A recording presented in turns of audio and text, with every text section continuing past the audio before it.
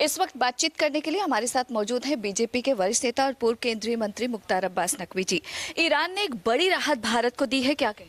देखिए, आपको ध्यान होगा तो मोदी जी हर संकट के दौर में संकट मोचक बनकर उभरे हैं।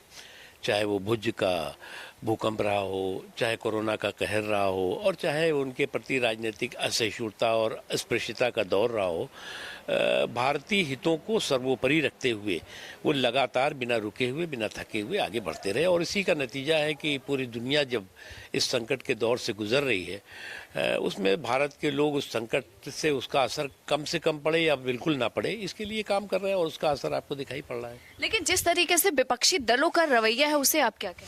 मुझे लगता है कि जिस समय समाज के अंदर और देश के अंदर भरोसा पैदा करने के लिए सबको एकजुट होना चाहिए, वो उसमें ये भय और भ्रम का भौकाल खड़ा करने की कोशिश कर रहे हैं। जब देश को जो है वो कॉन्फिडेंस पैदा करने के लिए सबको एकजुट होना चाहिए, तो ये कन्फ्यूजन पैदा करने की कोशिश कर रहे हैं, ये इनके हित में नहीं है। एक आखिरी सवाल, मायावती ने कांग्रेस पार्टी पर तंज किया है। राहुल गांधी लखनऊ पहुंचे और जिस तरीके से उन्होंने दलित वोट बैंक को साधने की कोशिश की है, उस पर आप क्या कहें? देखिए, ऐसा है कि कांग्रेस पार्टी खुद ही अपनी चतुराई के चक्रव्यूह में चारों खाने चित होती जा रही है। अभी वो कहती थी कि सारा देश और सारी दुनिया कांग्रेस की देन है, जितनी सड़कें हैं, पानी है, नाले हैं, नाली हैं, सब कांग्रेस की देन है।